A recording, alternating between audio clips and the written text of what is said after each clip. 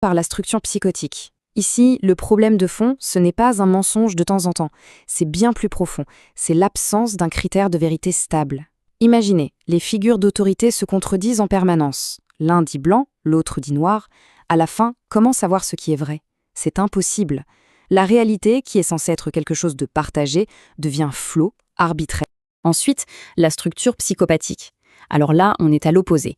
La personne comprend très bien la réalité, elle n'est pas du tout confuse, le problème est ailleurs. Ce n'est pas la cohérence qui manque, c'est la notion de conséquence. La leçon qui n'a pas été apprise, c'est celle du coût du mensonge sur le long terme.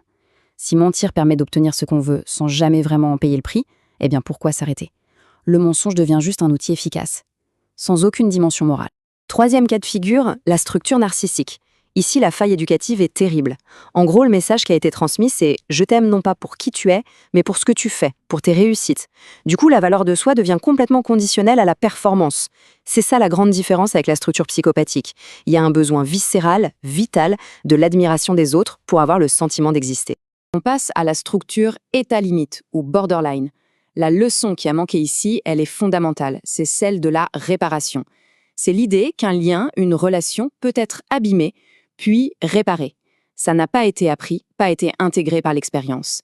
Et sans cette transmission, le résultat est terrible. Chaque dispute devient une rupture, chaque séparation est vécue comme un abandon total et définitif. Et on termine ce tour d'horizon avec la structure névrotique. C'est un cas intéressant parce que c'est presque une éducation réussie, voire trop réussie. La morale, le sens des responsabilités, la